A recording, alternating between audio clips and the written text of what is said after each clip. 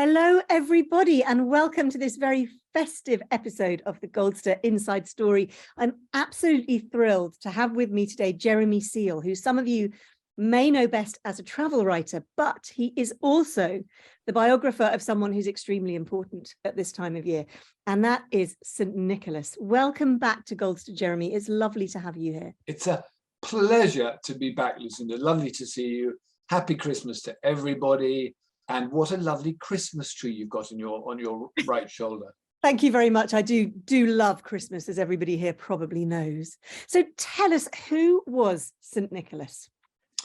Let me start by saying he was a 3rd century Byzantine bishop of the very early church. So late Roman, I suppose into the 3rd century of the Christian period, a Byzantine bishop who originates from Turkey, the heart of the Byzantine Empire, which happens to be a part of the world I know very well through my travels and my travel writing. And in fact, that's why I first came across this strange notion that this figure at the heart of our Christmas celebrations should actually come from a country which, albeit having a long Christian history, is now largely Muslim. And that struck me as interesting. And it might be worth me briefly just showing a map to give you a kind of sense of where he comes from in Turkey and where that fits into the overall picture. So if that's all right with you. That sounds great. Lucinda, I'm very, very quickly going to share my screen. And I'm then going to bring up this picture here, which you should all be able to see, which very briefly is a map of Europe extending as far as Turkey. Can you all see this? I think you probably can.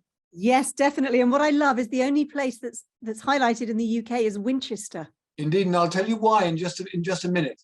So if you can see my cursor down to the bottom right, this is Turkey here, and Demre, Myra, that I'm now focused on, was the site of his bishopric, where he was actually based, and Patara, just along the coast, is where he was actually born. So this is the area. I came across the fact of this and was fascinated by it and decided it was time to find out a little bit more about him. And while I'm actually on this, while I'm sharing screen, I'm just going to go for one more, just to give you an early picture of what he might perhaps have looked like, or at least is represented as through the centuries. And that, in fact, was on a very small trinket that I bought outside his church in Myra some 15 years ago, when I was deep in beginning the exploration of this story. I'm going to stop sharing now so that we can come back. So that was fascinating. So he had quite stylized kind of facial hair, and he was losing his hair on top, and he looked a bit like a medallion man. What was the medallion around his neck? This is kind of a classic early Orthodox insignia, a representation of his position in office. So he, as I say, he's an early Byzantine bishop. His dates, as far as we know, are about 280 to 350 AD. The issue with St. Nicholas is that very little is known about him as a historical figure. We only have 1 or 2 references to him, or at least to his martyrium, to the place where he was buried, that is to say, this church in this place called Myra in Turkey. We don't have anything else at all. So there is this remarkable notion of this figure coming from almost nowhere, historically speaking, and then establishing himself in all kinds of interesting ways on his journey to becoming Santa Claus. That's in fact a long way ahead. The first thing I want to say at this stage is that him being based in Myra in southern Turkey, which is a port, actually means that there are natural associations with the sea from a very early stage in the story of St. Nicholas. And if I can just share one more time with you at this point, I just want to bring up one other image, which is this one. And this is a stone at the church, which is the Church of St. Nicholas in this place called Myra in southern Turkey. It's where he originally, his bones, his sarcophagus originally lay. And this is a really interesting image because what it shows is a cross, a classic cross, but with anchor flukes attached to the bottom. So it's important that St. Nicholas primarily becomes the patron saint of sailors. That's absolutely beautiful. It's a really beautiful image. It's a lovely thing. And it really matters because if you think of that little port where he was the bishop in the early Christian periods, and actually what's important is that it's on the trade routes to the east, it's on the pilgrimage routes to the Holy Land, and it's also on the Crusader routes, as they will be 800, 900 years later. So he's, in a sense, very well positioned in terms of creating a cult for himself from this otherwise apparently quite remote place right down on the Mediterranean coast. And the question that I wanted to ask is, how does he then translate from that and become this really important figure in the Christian world? How does that even begin to happen? And how does it begin to happen? Because I find it's so intriguing to think that this is a real person, real living person who has become this incredible myth all over the world.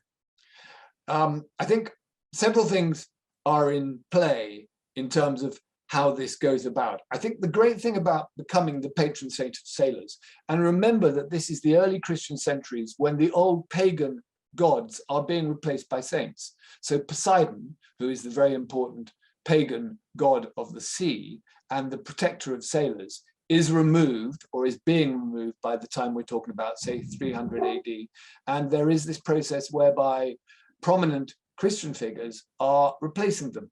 St. Nicholas, I think, commends himself because he happens to be associated with a port which is very important to sailors. It's the stopping off place, as I say, on the route to the east. And we know that there were plenty of early pagan temples to Poseidon in Myra. And it seems that he was just in the right place, in a sense, at the right time. And the great thing about being the patron saint of sailors and the protector of sailors is that every sailor who successfully gets to where he or she is trying to get to hymns your praises, and everyone that fails keeps stum about it. So it tends to work virally as a way of expanding and extending a cult. And this is what seems to have happened to St. Nicholas. And there are all over the world, all over the Christian world at least, there are headlands, islands, breakwaters, churches, chapels in his name. And normally they are associated with the sea. And even if you think of Britain,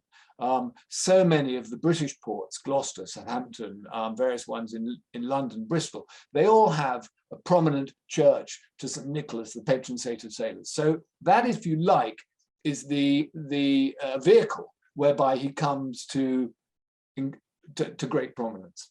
Right. How fascinating. And I guess they were kind of talking about it in taverns and, putting up shrines to him, and everyone's thinking, who's this saint? And I need to pray to him if I'm getting on board a ship. So as you say, it kind of went viral. It went viral, exactly. He became very, very important. And there are these early references to his importance all over the Christian world. But what's interesting about this is that he was distinctive as a saint in being what is called a confessor saint rather than a martyr saint. He's obviously of the period when lots of saints were being martyred spectacularly and becoming famous for him. He lived to be an old man, and it's for that reason that he had time to attach lots of stories to himself in terms of the things that he managed to do.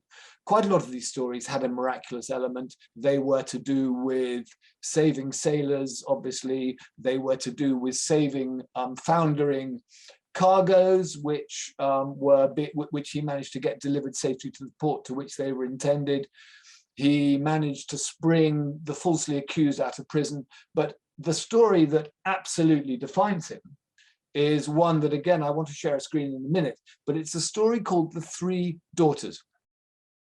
And The Three Daughters effectively tells of an event that happened when he was a young man in Patara, which is the port just down the coast from Myra, where he was born and where he grew up.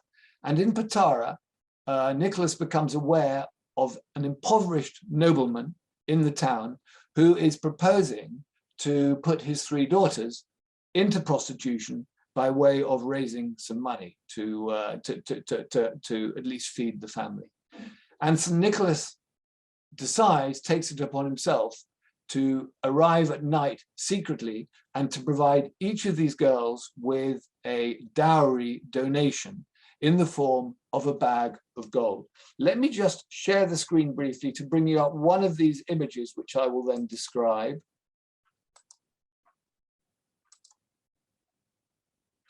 Here, this is an image on a triptych from a Perugia church dated the 1430s, and it's by an artist called Fra Angelico.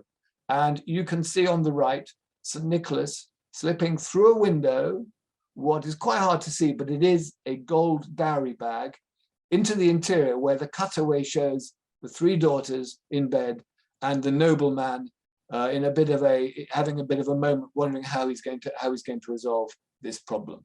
Let me just come out of the share stop. And there are all over the world, in any number of forms, representations of this same story, shown in hagiographies, in books, in stained glass windows, in frescoes, in stonework. And in fact, you mentioned, Lucinda, Winchester. Anybody who knows Winchester Cathedral well may know the Tournai font, which is a beautiful 12th century black marble font on which the story of the St. Nicholas, the three daughters, is represented as well. So if you know where to look, you will find this story all over the Christian world. And it's absolutely, of all of the stories, the one that probably defines St. Nicholas most importantly. And I think what's fascinating about this is that, unlike a lot of the saints who tied their reputations to the miraculous, this is a really good example of one of those stories which is utterly believable. There's no sense of miracle about it. It's simply an act of charity. And that may be why it resonates so strongly and is so important.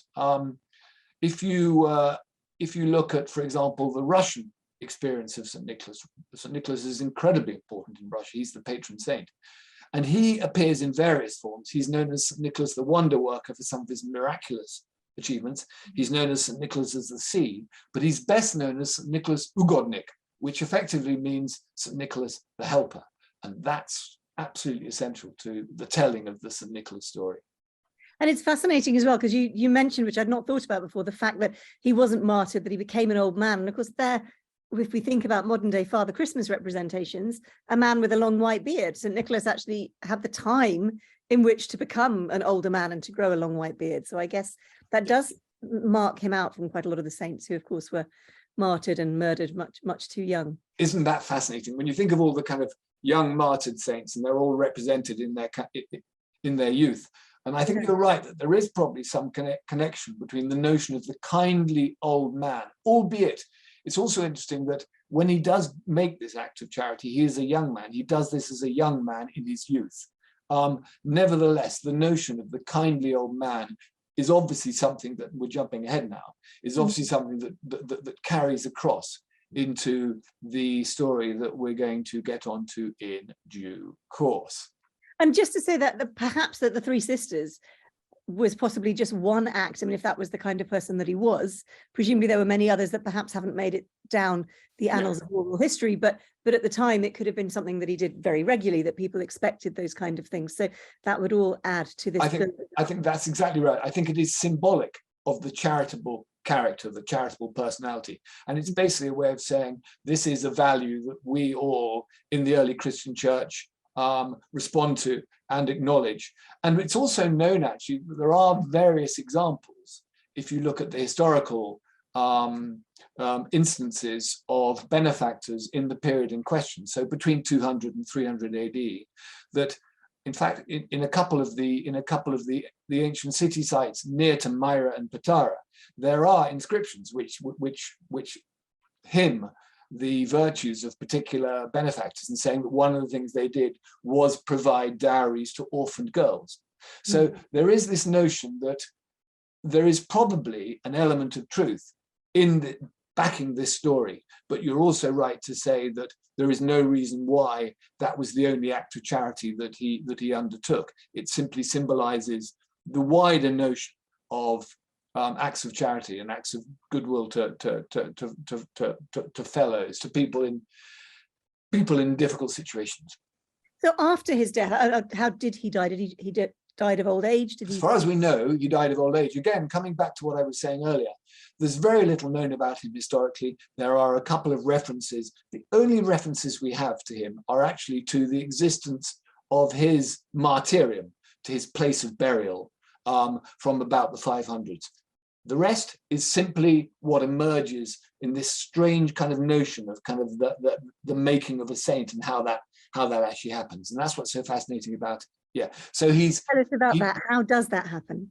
Well, he dies in 350, and we then can only speculate as to how it is that we know that by 550, his martyrium, his burial place in Myra, is highly regarded, highly visited. Lots of pilgrims are coming, but we don't have any detail at all about as to how that process takes place. But I suppose it goes back to this notion that there is a great deal of drive behind these newly established saints with their newly established territories. In the first case, in the case of St. Nicholas, the patronage of seafarers, and it just begins to attract people. One of the things about St. Nicholas, which is really interesting, is that other than seafarers, he has any number of other patronages too. And I think that's the consequence of having a long life. It's the consequence, for example, of elements of the stories which get picked up on. So the fact that it is a impoverished, noble merchantman that he goes to the help of means that he becomes the patron saint in some cultures of merchants. He becomes the patron saint of any number of other things too. Because he saves cargoes, he becomes the patron saint of stevedores. He becomes the patron saint of any number of interesting and fascinating things. Amongst them, in fact, the patron saint of prostitutes, because he saves these 3 girls from prostitution. And fascinatingly, he's also the patron saint of pawnbrokers. And that is because the 3, if you think of pawnbrokers, outside their window, the symbol is of the 3 gold balls. And those are, of course, the 3 bags of gold, which he delivers to the 3 girls to redeem them. Wow. Did not know where that came from. That's fascinating. That's where that comes from. Yes. Where's the story of you might be left a lump of coal? Am I jumping forwards a great deal for that? You're jumping forward a huge distance, but that's fine. We can very briefly deal with that, because when St. Nicholas, well, let me not pick up on that now. But that allows us to move forward. Let me come back to that in a moment, because there's a very important moment that we need to talk about, which continues the notion of how it is that he becomes so important and so well known. We know that he is lying in his grave. His relic bones are lying in his grave at Myra, and there's a great deal of interest in him. And we also know that by the 11th century, his shrine, his sarcophagus, is under threat from the Muslims, because the Muslims are advancing from the east. And a group of freebooters from the Norman Italian city of Bari take it upon themselves to steal the relic bones of St. Nicholas and bring them back to Bari, which would be, of course, a great coup. This is called in the time translation, the translation of relic bones of a saint from one place to another, either because the other place feels that it would do their reputation good, or because the place where they're lying is in some way threatened, as in this case. Mm-hmm. We know, for example, that St. Mark was translated in the same way from Alexandria to Venice in 828. So in 1087, this fleet of Norman Bariot from Bari in Italy, freebooters, descend on the church at Myra, and they basically cajole the monks into releasing into revealing where the relic bones are, which they then remove in a casket, take back to Bari in 1087, where a huge and beautiful Gothic cathedral, which some of you may have seen, is actually raised over his remains. So there's this sense in which he's moved very timely from Myra, which is kind of disappearing into the Muslim world, into the heart of the Christian world at just the moment when the Crusades are about to happen. So again, he's in the right place to attract all these people moving through. And I think that gives that much more kind of impetus and weight to his cult, and actually takes him centrally into Europe and into Christendom at just the right time. So that's a really, really important moment. And anybody who knows Bari well, it's a really interesting town.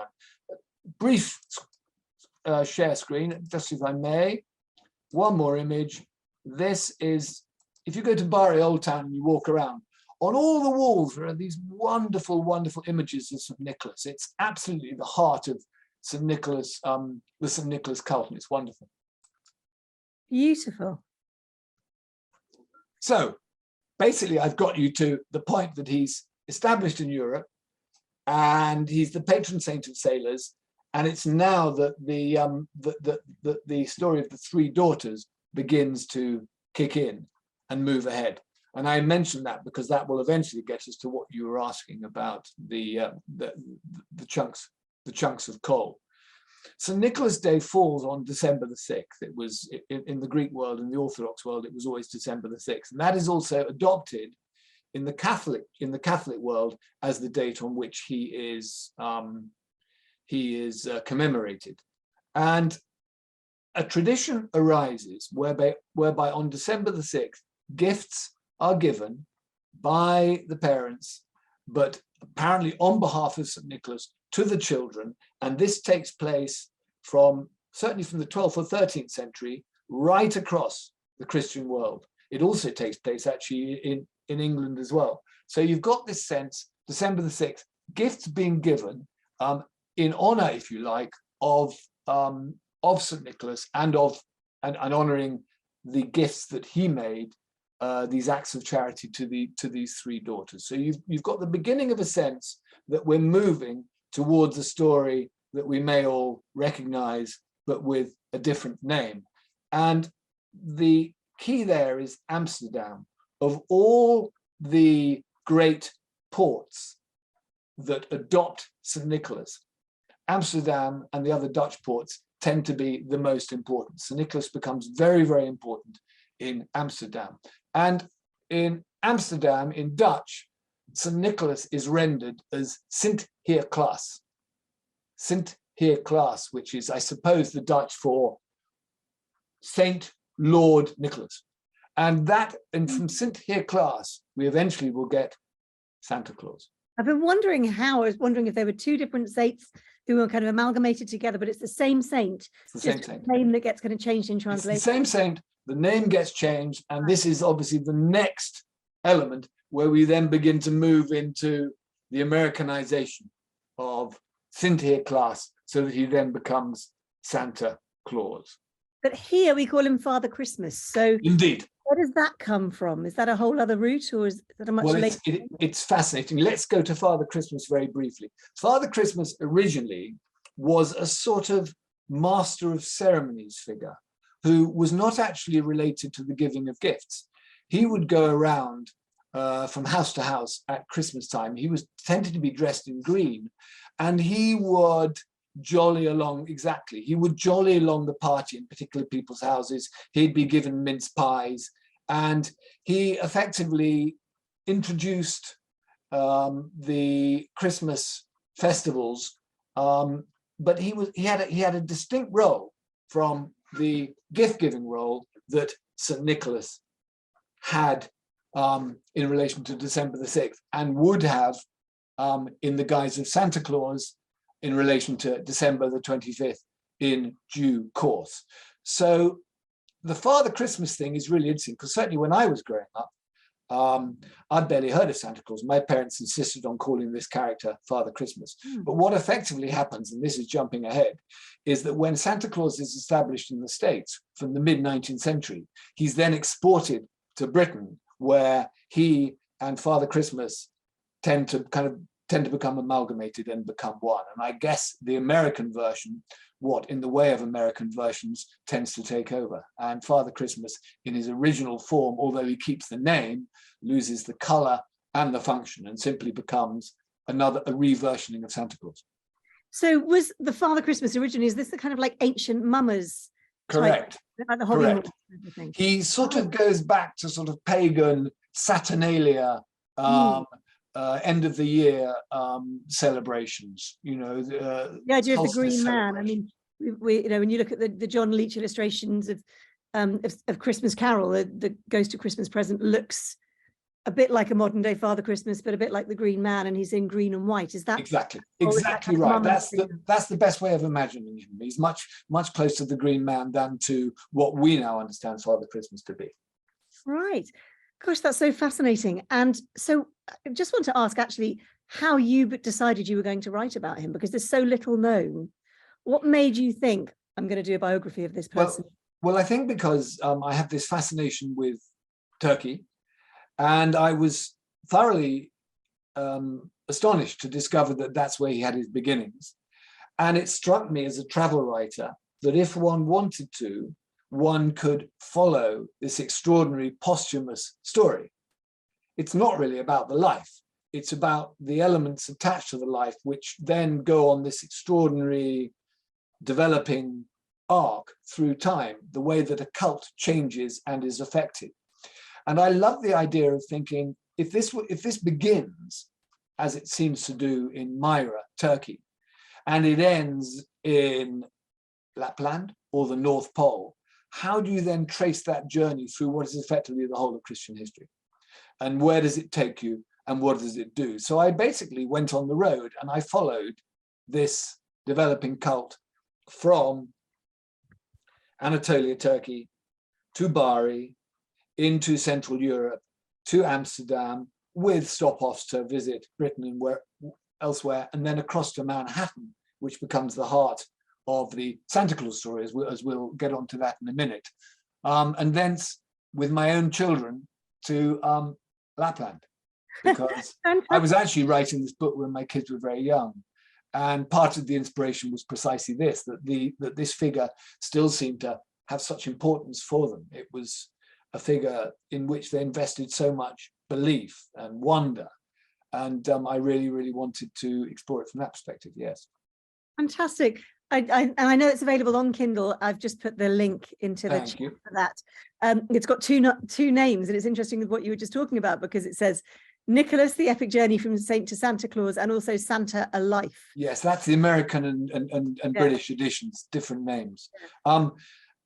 I wanted to say a little bit more, if I may, at this point, about the way that we move from the idea of three daughters to Santa Claus. Here's an image that you need to see.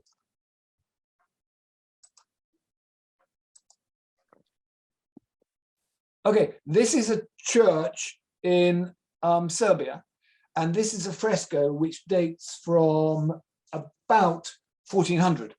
Mm-hmm. And what's interesting here is that I don't know whether you can see it, but if you look at the very bottom, you can see the impoverished nobleman, the three daughters in bed, and in the roof, and this is the earliest instance I'd found, is St. Nicholas putting the dowry bag not through the window, but down a chimney. Down the chimney, that's fascinating. Down the chimney. So it's almost as if, I think, with the invention of chimneys and the sense that this character and this story needs to become slightly more fantastical, we change it, we move it. And so there is this gradual movement, and it's quite hard to follow.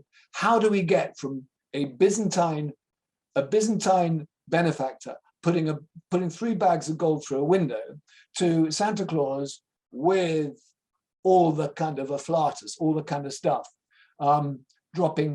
bringing sacks of gifts down chimneys. But you can begin to see how even in the Christian telling of the story, that's already beginning to take place. And it's then when St. Nicholas is carried to America, to Manhattan, by the early Dutch settlers, that something of that story goes with them. And then in the 19th century, there's this explosion as New York becomes this extraordinary entrepot, and gifts and industrialization takes place. Suddenly there are these much more beautiful manufactured gifts, and they're looking for a marketplace. How do we actually sell these to people? Well, we use St. Nicholas as our means of selling it. And then you've got into this incredible fast forwarding from about 1822, where St. Nicholas is remade as Santa Claus with all this kind of other stuff around him, with sleighs and reindeers, into a figure who actually delivers gifts. And where does the reindeer come from? Where does the Lapland thing come from?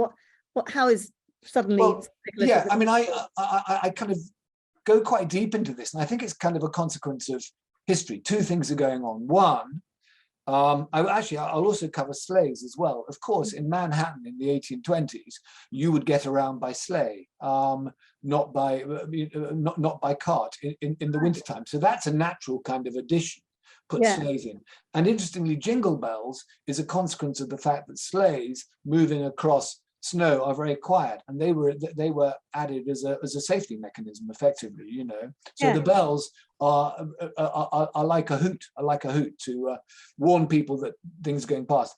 In terms of the reindeer, again, anybody who lived in Manhattan in the 1820s, 1830s was very aware of reindeer, because their natural winter territory was not far to the north, so reindeers were very much around.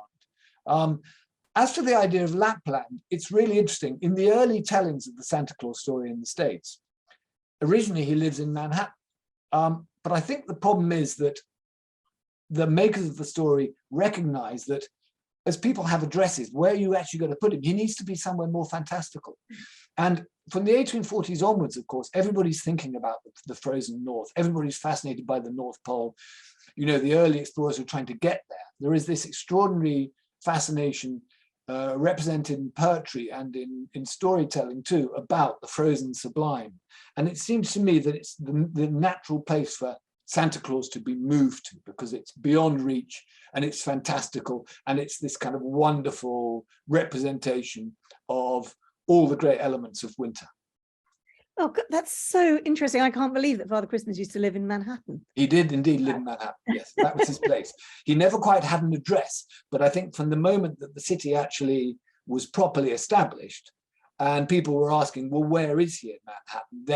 Then they made the move. So all these kind of elements are, it's the making of a story to make it more believable. I think that's what's going on. Yeah. Gosh, it is really interesting. When you were researching him, how did you begin? You said there's not that much known about the history of him. So where did you actually start with looking? Well, I mean, I was aware that there wasn't much known about him as the man, but I was also aware there was all this kind of extraordinary kind of stuff in relation to him. And I spent a lot of time in Bari.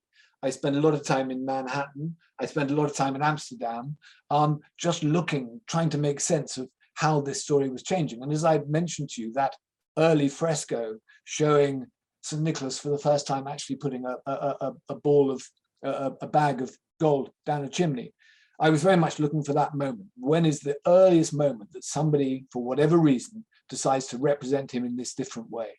And so, yeah, I mean, I did a lot of speculative homework to try and work out how this story develops over the best part of 1800 years. And I wonder when he started to be used as a kind of tool for making children behave. I mean, I remember when I lived in Austria, and I'd never come across St. Nicholas's Day before, and they all talk about Nikolaus, and you either have St. Nicholas or you have the Krampus, who is the devil. And the children were so terrified that Nikolaus was going to tell them off.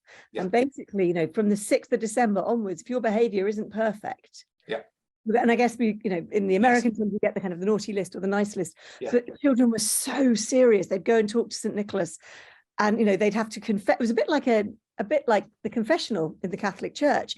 They would have to tell St. Nicholas, well, I fought with my brother, and he would say, well, just make sure you don't do it again. And they were so serious about it.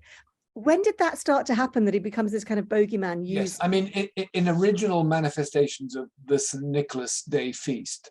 So if we're talking about, I suppose, from 1350 through to the time that it then becomes Americanized, that's absolutely the heart of it. You know, St. Nicholas, if you're a naughty child, you will get a birch stick. And if you're a good child, you'll get chocolates. There's one more image I want to show you, if I may, which is from the 1650s, Dutch, by an artist called Jan Steen, and it's called The Feast of St. Nicholas. There we are. There's just a couple of elements here I wanted to say to you. If you see the boy on the left, he's the naughty boy. He's tearful. He hasn't got anything at all. He may have been given a birch. The father on the right, do you see the father on the right pointing up the chimney? And actually what you might also see is the baby he's holding, very hard to see, is actually holding a gingerbread figure of St. Nicholas as well. But you're absolutely right. In all those cultures in Central Europe and Eastern Europe, the notion of St. Nicholas, before he gave a gift, you would have to prove yourself as a good child, is absolutely at the heart of it.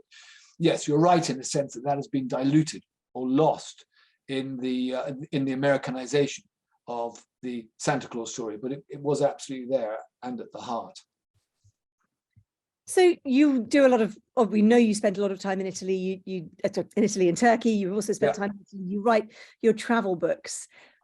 What's the reception in Turkey now of the myth of Father Christmas, Santa Claus, St. Nicholas? It's fascinating. You know, it's in that town, Myra, whose modern name is Demre. It's a very unprepossessing town. In fact, it's agricultural. There's a lot of hot housing there, so there's a lot of kind of scrubby old plastic lying around. There is this notion that this extraordinary story, it has two possible audiences, and then I'm talking tourism now. How do we make tourism work better for our town, where we only grow aubergines? Do we do it by presenting the St. Nicholas, the original St. Nicholas face, or do we do it by presenting the original Santa Claus face? Which is the market we want? If we go for St. Nicholas, we're going to get lots of Russian tourists and Greek tourists. If we go to Santa Claus, we're going to get a whole different thing. And there was this extraordinary moment many years ago when I was researching this book, when the city fathers decided that they were going to go down the Santa Claus route. And at night, one night, they had the St. Nicholas statue removed and replaced by morning by a Santa Claus statue. And there was such a to-do. But it was really interesting. They were trying to work out which of these representations was most useful in terms of kind of transforming the fortunes and the prospects of the town. So I think that's probably the best way of answering that particular question. And I'm amazed they didn't just keep both. Well, they could have kept both. Everybody. Could have kept both. Yes, that might have been a much better idea. Stay open to both possibilities. Oh, Jeremy, thank you so much. This has been so fascinating. And in your family, has St. Nicholas become almost like an extra person at the table? Does everybody kind of, I know when you write a biography of someone, for me, they've become very, very close to me. Do you feel very close to St. Nicholas? Do you like the fact that you've been able to bring him to a whole new audience? Well, I think that there was a time, certainly when the girls were young, when he was very important, and the fact that I'd written about him was important. But, you know, they've now become cynical teenagers, and St. Nicholas has completely disappeared. So it's really nice to talk about him again, because no, in answer to your question, I don't tend to get that many opportunities to do so these days. And do you celebrate St. Nicholas's Day on the 6th of December? Do you do something? I kind of try to remember to do so, and then I don't. I mean, it's really fascinating how we've gone from how one of the things that Nicholas did so brilliantly in becoming Santa Claus was move from the 6th of December to Christmas. So he actually managed, and that's another complicated part of a very complicated story. Gift giving moves from the 6th of December. Initially, it goes to New Year's Day because there was always a big, and then it goes to Epiphany because of gift giving then, the three wise men. But which is why it's still so popular in places like Spain, the Three Kings Indeed, Day. indeed, yeah. We've had a comment here saying this would make a really good TV program. So there you are. Thank you very much, Sue. You know, I tried so hard to make that happen and I totally failed. But yes, I agree it would. It's a wonderful story. Yeah. And we've also got a comment. There is a tower built by the Knights of St. John called St. Nicolau Tower on the small island of Camino between Malta and Gozo. There we are then. Because of the sailors. Yeah. Thank you so much, Jeremy, to all of you watching on social media and to all the Goldster members. I hope you all have a wonderful Christmas.